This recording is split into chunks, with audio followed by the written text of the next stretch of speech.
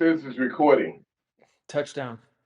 So, like, what is the most ridiculous missed opportunity like you've ever had during a performance? For example, you're doing some rubber band magic and it flies away, lands on, somebody at a different table, and of No, course they don't know about it. But, instead of, doing like an impossible production, you just go, excuse me, sir, can I get that off your shoulder?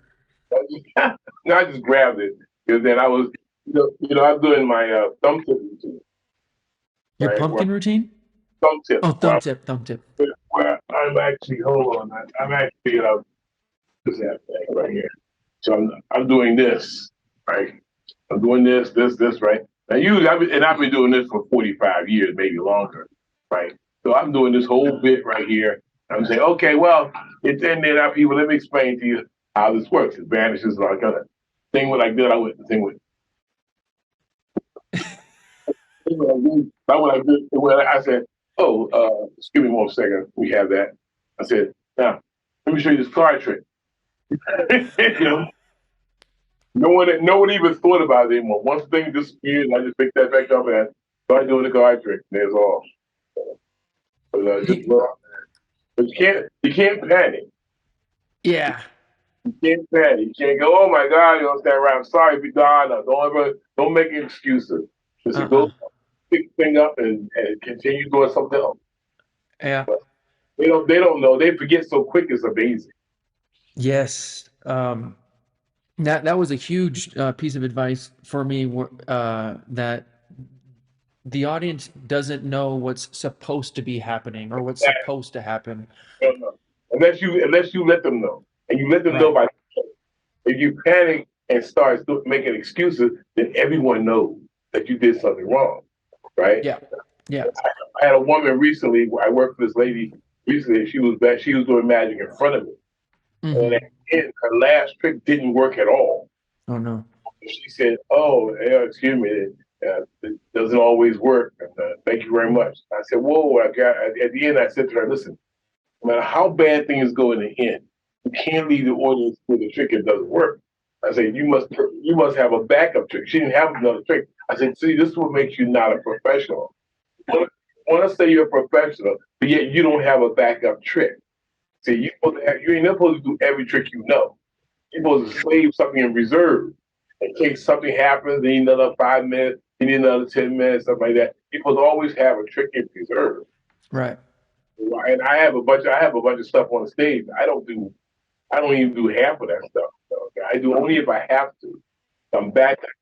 Somebody say they want 20 minutes, but if 20 minutes come and that last trick didn't work so well, then I'm gonna grab another trick and go over 5 minutes. I'm not gonna leave the audience with something that didn't work.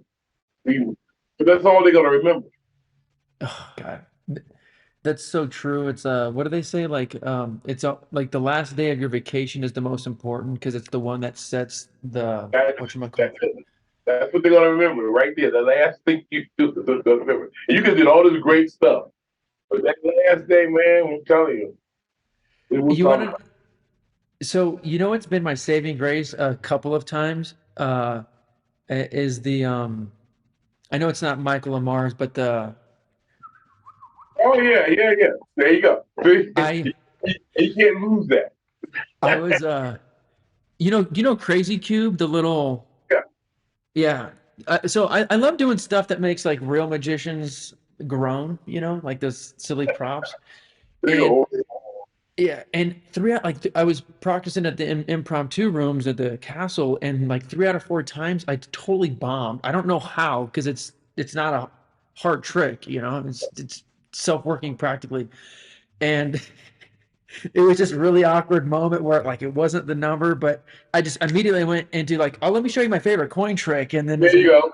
Exactly. Cover up. and that's all anybody thinks about, talks about. They never do anything else. Yeah, hilarious, Cover up. But if you leave hilarious. season with that bomb thing, that's what they're gonna do. And another thing I have, he wanted to do some coin trick for Jack Goldfinger, and I was working for these 15 people and Jack, and at the end he kept telling me, "And let me do something. Let me do something." I said, "All right, man." So I introduced him. I said, "Wait, your brother, he wants to do a little something." He comes up, picks up a coin. He goes like this. He goes, my hands are sweaty. Never mind.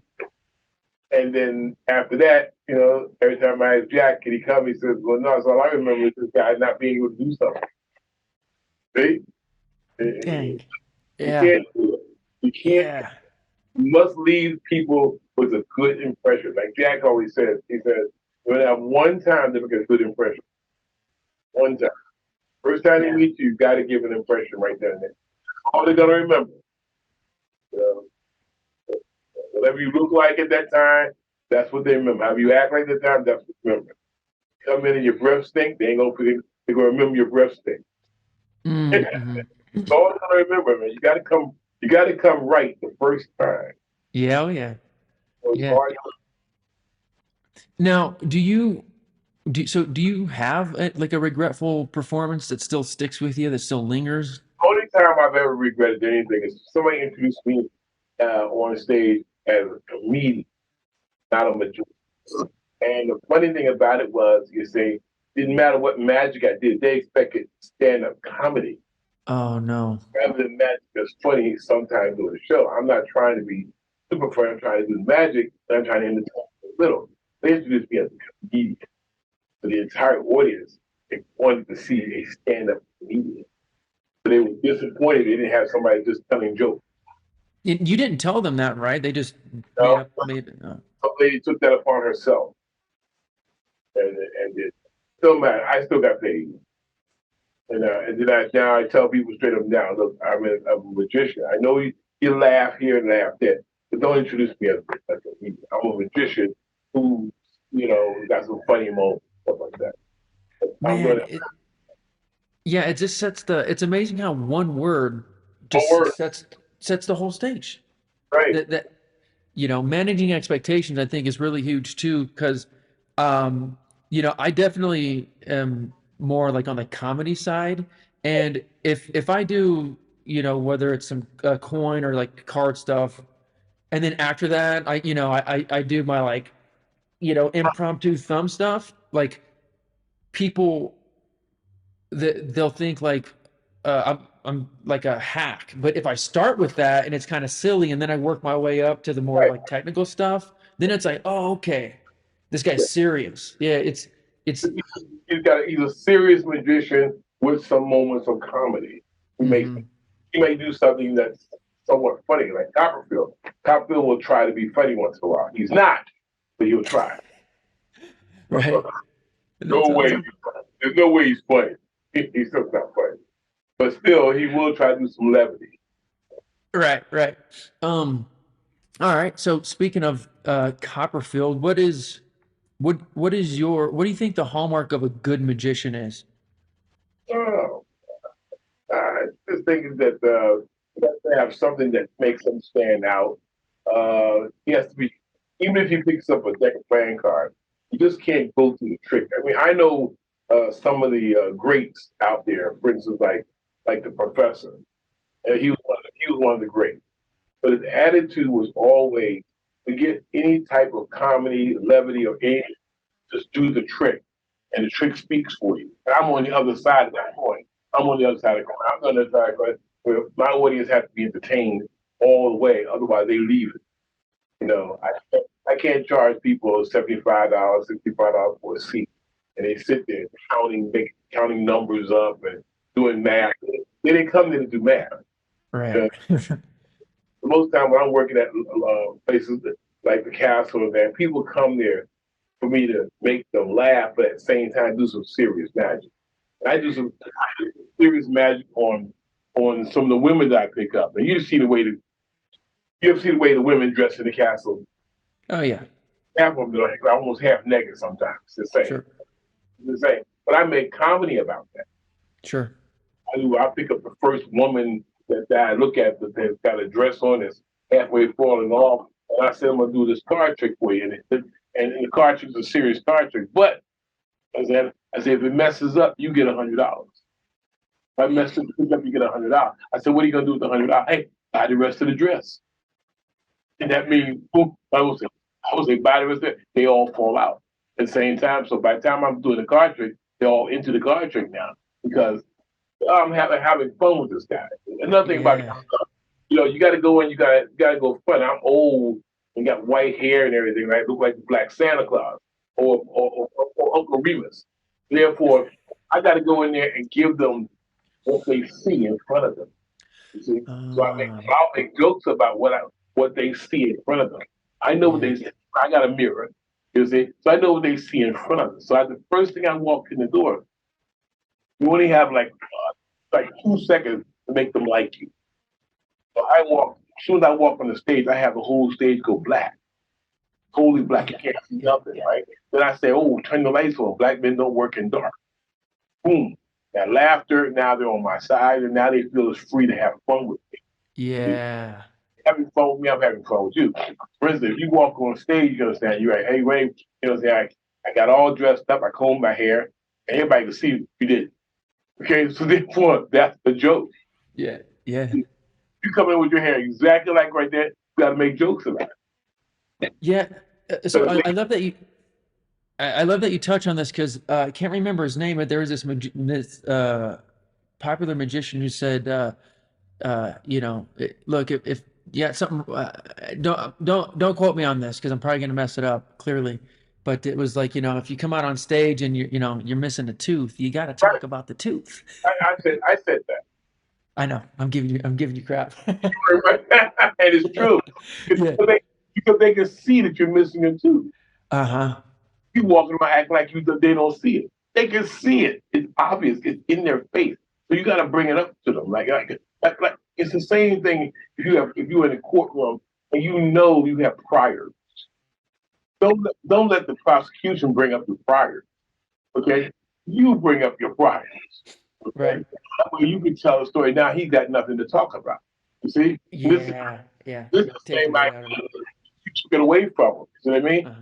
Standing on stage, you know that, and they can clearly see that you skinny as a rail, or you fat as hell, Yeah. or you ugly than JJ. Right. Okay, therefore you got to use that for your benefit. See? Right. That's it. And if you don't understand that, I got a friend of mine. I've been training him to do magic for I guess about 7 years now, and he's fat as can be. He won't lose a pound, not a Right. pound. He's fat as can be, and he's sloppy. I had to take him and get dressed. I dressed him up. I bought him new clothes, had to buy him new clothes and everything else. And I said, listen, man, you need to suspend you that. Now you got to come on stage and think of Jackie Gleason. I want you to think of people who are fat, who have made it in the industry. And yeah, so now he's at the castle. He's working at the castle on the 9th. Okay, and he'll be next month. And he's gonna be dressed right, and he's going to make jokes about himself. Mm-hmm. I'm saying with the suit Yeah. because I got stripes because it's supposed to make you look thinner. I'm not going to lose no weight. Forget it. I'm going to eat. Yeah. I like eating. Okay, they know that. Let them joke with you. You know, Yeah. make them Yeah. like, make them like you. That's it. Make them like you. Yeah. Your Um, card trick ain't gonna get it. It could be the greatest card trick in the world. Trust me, that's not going to get it. I probably say this to a fault, and that is, nobody gives a crap about what you do or how you did it. They just care about how you make them feel. Exactly. When you like somebody, you just like them. Yeah. Yeah. Now, the exception to that is, in terms of nobody cares about what you did or how you did it, is other magicians, right? Because There's certain magicians who don't say nothing. Therefore, you're drinking in exactly what you do, but their audience is been cut in half. That's the audience that really wants to see a 9 minute card trick. You yeah, see, yeah, that's audience. But then you got another audience who don't want to see your 9 minute card trick, who will get bored at your 9 minute card trick, and will say, "Well, when are you going to be finished?" Okay, you take out another deck of cards, you go, "Oh God, it's another card trick. It's yeah, another." yeah, yeah, But you got that one audience, like certain colleges, especially the Magic Castle or something. You can take out, you can sit there and do cards. You got the cards, you got the cards, you got the cards, and you yeah. call yourself, but you name yourself a card magician. Right. They expect to see card tricks. When you told them in advance, okay, this is the greatest card magician in the world. He's going to do some incredible card magic. Now they expect to see cards. So anybody who bought a ticket expects to see that. If Yeah. you just say magic show, Now they expect everything. They expect lying, Mm-hmm. everything. They expect to be entertained by magic. They're gonna bring their kids. Yeah. And most of the magicians they don't want the kids anyway. You know, kids are like kids like kryptonite. One thing that has just always fascinated me about you is the way that you've been able to do magic for just like there is no there because usually there's like magicians and then there's kids magicians and then you Right. have people like you who do it all and there is no line, right? It's just part of who you are. I mean, this isn't one of my questions, but I'm interested to know. I mean, why are magicians terrified of Because performing for children? all magicians want to show skill. They want to show skill. I mean, you've been practicing for 25 years, and you've been practicing for 25 years, and you've been practicing to manipulate cards around, find the card in some unique way, counting, spelling, and all. This ain't gonna sit through that. You can say the kid don't look. You say, "Oh, say stop." No, the kid ain't gonna. What do you mean? Okay, stop. Is this your card? No. See, that's what magicians want to do. And they don't want to, and they want to be able to walk in the room with a suit on and a whole deck of playing cards and do an hour with a deck of playing. So instead of, okay, you got to stop. Okay, here's the, take out a card, go there. Stop at the card. Dribble down a card. Stop it. See, kid ain't going to do all that. Kid wants to be silly. He wants to upset. So you got to be able to do this when you got the right audience for this kind of crap. But then this kind of way, but with other kids, you know what I'm saying? You're going to say, look, okay. You tell a kid, you say, you see, I start off like this. You see this card right here. This is a what? It's an eight of club. I want you to take this eight of club, and I want you to remember this eight of club. I want to take the eight of club and make it disappear. It's gone. Where is it at? And they go, it's right there. I said, it's right where? They said, it's in your hand. I said, if you're right, I give you $100. Now they jumping up down. It's in your hand. I said, I give you an Xbox, a PlayStation, or a pony if you're right. It's right there. I say, is it right there? I said, oh wow, you were right. I said, but what did you say it was? Was it? Oh, you should have said the right hand. I'm sorry. You would have won if you had said the right hand. You didn't say the right hand. You said, and this is my right hand. Next, I tried again, kid. Then I go again. I said, one more time. Here's your king. I said, now if you get the king right, you win the pony. So I take the king and I got something. Oh, where's that now? It's in the hand. It's in the right hand. I said, the right hand. Too bad. There's nothing here. And now the kid's gone.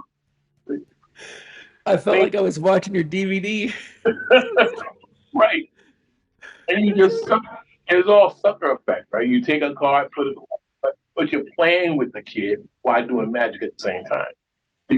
With grown-ups, it's find the card, and you're a hero. I found the card. I counted down 10 cards, and there's the card. Oh, wait a minute. I found the card this way. Right? There's 100 ways to find the card, but it's not going to entertain a kid. Kid wants to be jumping up and down every day, excited, and then he's going to be disappointed. Matter of fact, you start off by telling the kid, are you used to disappointment? He said, no. I said, well, I'm here to teach you. Prepare Yeah. yourself. So good. Yeah. So good. Um, so you're familiar, I don't know how familiar you are with Chinese culture, but at least with, Chinese traditional Yeah. attire, right? And and you've probably heard of, the Chinese calendar, right? Year of the pig, year of the boar, same thing, right? Year of the hog. Now, You're born in the year of the dragon, you're the man. yeah. And so you are, I think, one of the very few people who are aware of one of the animals that is very rarely talked about, and that is the year of the award, because it wasn't too long ago where you received a significant run of a Oh, recognition for your, oh yeah, I got a hole in 19. Let's see, all of last year. yeah, The was it year four or five awards you got? let's see, it was Penn and Teller, the Uh-huh. second year, and there's the Legend Award, and there's an award from Christopher. That's the Christopher Award, right there. And then there's this award here from Smoky Mirrors. So it's four. Got 4 awards won. Now, there's also something special about, was it Close-Up Performer of the Year at the All council? all of edition of the year. Parlor Magician. All And you're what, it one of the few. took me it took me 16 years to win that award. Well, no, it took them 16 years to recognize Right, you for that work. but Yeah, what it's they gave me what do you call they nominated. yeah, I was nominated for 16 years, and you're supposed to be honored just by being nominated because that makes you 6 out of 300 magicians. right. Every year I got nominated, but it said, well, I got enough votes here, right, but just one more over. You know what I mean? So never made it, never made it. But don't worry. And so, but on the last one they did give me the award for that. But that was like, and that was a tough award to win because very few people on the East Coast have ever won that award. Okay, cool. Very, very few. I mean, I doubt there's more than two. Uh, Question though, didn't they kind of made it up to you? They kind of made the wait worth it, right? Because they gave it to you for 2 years. Wasn't that the case? But But the problem is that COVID, so that doesn't count. COVID. They haven't had since then. They have not had that award presented to anybody since COVID. So this year, 2000 will be the first time they're doing the award again. right. So since I was awarded in 2019 and 2020, I was well. I've been in. I'm 2 years. I'm still the winner for 2 years. The reigning champ. That's awesome. Do you have to give the award back to the next person? Oh no, not me. I put my name all over it and everything, so I'm good to Oh, go. But they give you this great wand, which I don't use wands. Wands are fantastic. Made by John Gahn, a beautiful wand. And so they gave me that wand up there. And then when I got the Christopher Award, I tell you, Melbourne Christopher Award, his wand didn't beat that wand. His wand raises up out of the case. You open up the case and raises itself up.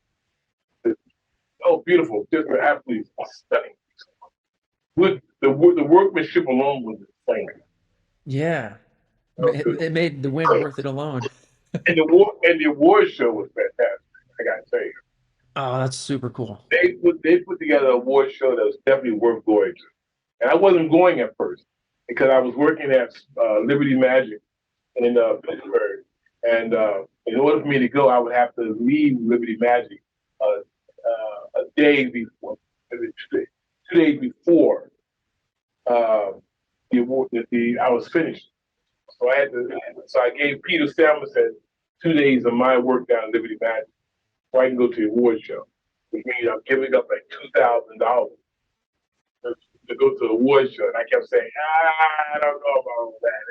But everybody kept telling me, go to the award show, Christian Club. And they were right. When I got to the award show, I went, whoa, this was fantastic. I mean, they had giant pictures of you everywhere. They talked about you for like 10 minutes on the stage, everything, right? It was worth going. And they never once introduced you as a comedian, right? No. Even though but it was a great night out. Right? Oh, that's amazing. That's really great. That was one of the best awards that I ever played. Oh, And cool. I tell you, I never even knew about it.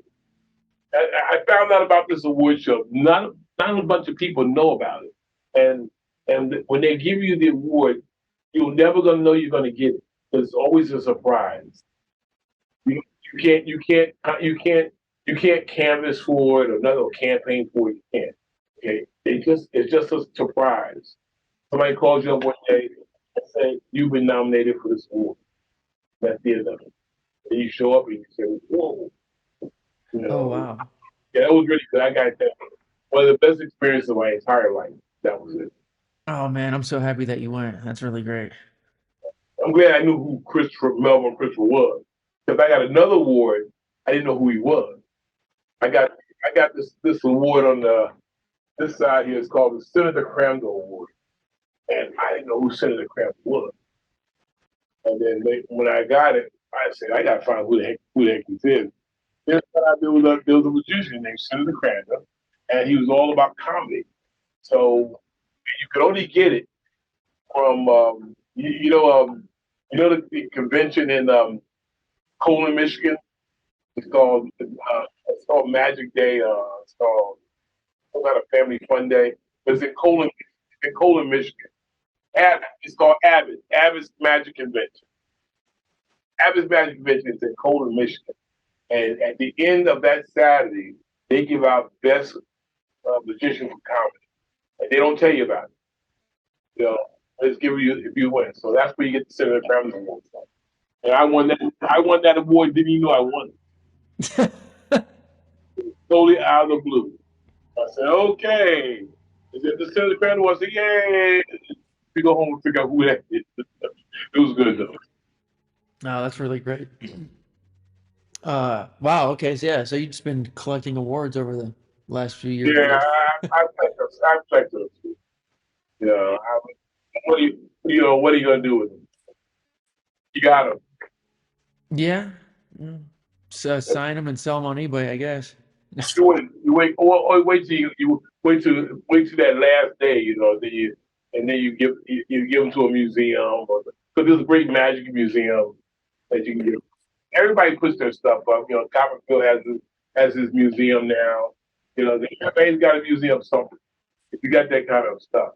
So everybody knows how everybody got their start in magic, right? It's basically the same story. How do you see your ending in magic that could be like your actual final moments or like your legacy, for instance? Well, first of all, I'm not gonna do like a few people I know. I'm not gonna do magic. Even right now, I'm semi-retired. That I just go where I want to go now. People ask me to come to where I say yes or no or something like that. But I don't really chase magic like that. I have a truck with my picture on it, right? But and it says Master Magician on it. It has no phone number. I love it. So I'm, great. I'm not advertising that. If somebody finds me and call me on the internet like that, I evaluate it. I say, do I really want to do it? And I turned down lots of things. I turned down a whole trip to go to Europe for a while and work Europe for like 3 months. And I was too tired. If I was 25 years old, I'd jump in. But at this age now, 72, no, I'm not doing it. Okay, so I do things that's close by. Sometimes I do Chicago magic. I just like doing it. It really doesn't mean matter the money. I just like doing Chicago magic. I do the Magic Castle because I've been doing the Magic Castle for like 18 years now, and Jack's a personal friend of mine. So when Jack said, "Chris, you haven't been here, you come here a couple of years, once a year," then I go do that. You ever see a place called we call it Rich Block's place, but it's really called who's the writer? Dickens, Charles Dickens. Um, Dickens Parlor Theater. You ever see that? You'll get a chance to type in Dickens Parlor Theater, and you'll see them. And it's in Michigan. It's in, it's in Milford, Delaware. It's awesome. It's awesome. Guys spent like $3 million building just for magic. And no, you should see it. It's a great stage, and when we give you the stage, and to me, it's literally 2 hours from my house. So I go there. I work there maybe 3 times a year or something like that, maybe more. But it's a week performance every time. You go there for a week at a time, right? And you get do an hour show, and the stage is all yours for an hour. It's perfect. And since it's close by, I do it. I do New York because it's close by. I do Dickens all the time. And places like we have another place called Smoke and Mirrors. I do that all the time. So Yeah, my that's next really great. my next performance at Smoke and Mirrors is on the 17th of this month. I'll be a smoke. But you go one after the other. I don't chase magic. Before, before I was advertised for television all the time, advertising everywhere, radio, everything else. So I'm not too much work now, and I don't need it. You're familiar? So I recently watched a documentary on the legendary bassist Ron Carter. Oh yeah, yeah, yeah. Yeah, you may have heard of him before. Yeah. And his story, he's going to school in Texas and he's playing in the orchestra, but in that time, which would have been what, like the 40s or something, basically he couldn't play in the orchestra like in different venues because white people didn't want to see a Yeah. black guy playing in the Well, it's orchestra. always, it's always the guys who making the this, it's like director makes decisions and of just well the audience won't accept it. The audience will accept anything you give them. Right, yeah. That individual who's in charge of putting these things together, in his mind, they did that throughout history through baseball. Where Yep. Yep. they would never accept a black baseball player. Look at okay. Once they got one, they said, "Wait a minute, we got to get some more of these because the man is hitting, running, everything else." They say, "Okay, we got to get some more of these." Once you've proven that you can do it, I mean, I had that problem when I first started off. There was people who thought all magicians are white, and they used to stay on the telephone. They would go, well, magicians are white, and that's Really? it. Oh yeah, that was in the beginning. That's the way it was. I mean, you ask yourself, even when you're young, so you might know more. But if you ask people back in let's say 1970, how many black magicians have you ever seen? None. They'll say, I mean, not too many people know any black magicians in the South. Okay, but I know of one, and that was Frank Brent. Then I knew two in the '80s. I knew it was Earl Presto Johnson. And the beginning of all box magic, the beginning of all box magic, before there was any box magic, Houdini box magic in it, there was one black man. And that black man name was Box. Uh, he, he lived in Virginia. He mailed himself. That's what Houdini got the idea from. Um, Right, of course. he mailed himself. He was a slave. And he mailed in Virginia. Oh yeah. And he mailed himself to Philadelphia in a box. And so he escaped from the box, so he didn't know how to do anything else. So he went around doing little chitlin circuits, just getting them out, putting himself in the box and escaping from it. And like Houdini saw that and said, "This is a great idea." Boom, he started doing it. And of course, all the credit for that box stuff is going to go to Houdini because he's doing it on a national stage. Yeah. Yeah. These guys are doing it in the neighborhood and stuff like. But Henry Box Brown, Henry that's it. Boxman, cool. After Henry Box Brown, everybody started doing box tricks. Now, and Houdini, who has a poster, that's why history is weird. But Houdini has a poster, King of Cards. But yet you can't name me one card trick of Houdini. Not Yeah. one. So Not one. great. So great. So he never did cards. He just had a poster. That's it. Most, a lot of people back then make posters of their show and say it is this, that, even though it wasn't. And later on, 100 years later, you see that poster, you go, oh my God, this guy was this. It's a poster. You haven't seen anything, it's a poster. And years from now, somebody's going to find a poster of mine and go, oh, 100 years later, go, oh my God, this guy used to do these things, this thing, make it, he made up. Right. History, I do history, that now. I'm just kidding. history is really weird, man. I'm telling you. It really is. We change things in this. Yeah, what do they say? History's written by the winners or whatever? History is written by the person who was doing the writing. And whatever, if you were the writer, name something that you like that no one else likes. Oh man, I don't think it would implicate me if I said that over Zoom right now. Okay, whatever. Don't do that. But let's pretend there's something that you hate, and we're gonna say whiskey. We say you Yeah. hate whiskey, right? If Okay. you was to write the Bible, okay, in the Bible you're gonna say, and then Jesus created whiskey. Right. But you're gonna put what you like. You see, it all depends on who's doing the writing. If I wrote the Bible, wow, there'll be no liquor at all because I don't drink. Yeah, I don't either actually, so. Right. Since I don't drink, I'm not gonna put that in the Bible. It's Right. Yep. all up to us what we write. So every time you read something, Consider the source.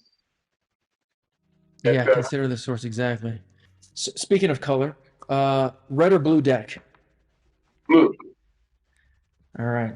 Any particular reason? back palming. And when you back palm it, it's kind of hard to see. It's kind Got of it. hard to do. I use blue deck for. I use that for everything. Oh, cool. Okay. Here's one for you. How many magicians does it take to bring a card to the top? Oh my God, it's gonna be a lot. Let me see. We got 3 minutes. Okay, I know you better give me the answer. Give me the answer. I don't have an answer. I just like to see what people come up with. Yeah. I'm gonna say at least 10. Yeah, At least 10. one to do a double the other one to do a side steal. And then one will have to do a bottom deal. One will have to do a middle deal. And then by their time to do, one's got to flip it over 3 times, put it back on top of the deck again, and then bring it out of his shoe. Do something stupid like that. Man, the most important question that I wanted to ask, and this is admittedly for me, Okay. is I freaking rave all day long. Oh damn it, I didn't bring it. About your coloring book routine. I actually bought the small one so I could do it in like a walk around setting. Okay. Um, But then you need 3 kids to torture. yeah, so man, we're not gonna. This is gonna suck. It's gonna end like right as you're about to give us the punch. So, what I love about that routine is that, in fact, is that for me, when I ask people if they've seen it before and they say no, I'm actually disappointed, I right? Where know. it's like it's Everybody, totally opposite. Yeah, everybody. How could you not have seen this trick? yeah, and I'm like, ah. Every But clown, every magician, mhm. everybody does this trick. It's almost in every kit. Yeah. Now, the thing that's a struggle for me is, I like to torture and mess with people and all that stuff, but it's not like it's not for what's hard for me is uh when I perform that, it's just a little bit out of character for me because I'm like go sit down, kid. Yeah. So I was like I went from like the jokester to like sort of like the a-hole, and it works for you because that's you start like that and that's how. But you can break character once in a while and say, you know what? I'm gonna do something. The answer to that, I'm gonna do something a little different. Okay. Then Okay. once you set it up, it introduces another character. Yeah, I'm gonna do something I usually don't do, but I'm gonna do this one time because I really want to give away a prize. I'm dying to give away a prize. Kid, come over here, kid. If you get this right here, you get a prize. You get an Xbox, a PlayStation, you know what I'm saying, $100 or pony. And they always go, really? That's, oh yeah. You look at the audience, go, right. I look at the audience, let them know that this is bullshit. Yeah, yeah, yeah, yeah, yeah. You ain't got a chance of winning. Not even a Uh, chance. I started giving kids like dollars to try to offset my guilt for, making them feel bad. And That's guilt. That's what that is. yeah, I No, was like, this is too expensive. no, I make got, them, make them feel bad. No, that ain't your job. Make them feel bad. It's okay. They don't really feel bad anyway. You're having fun. They don't really feel bad. And you're a magician. You're yeah. supposed to fool them. Right, right, right. Amazing. Chris, man, this has been such a pleasure. Really appreciate it. Got it, man. I appreciate myself. Thanks, Chris. Talk to you soon.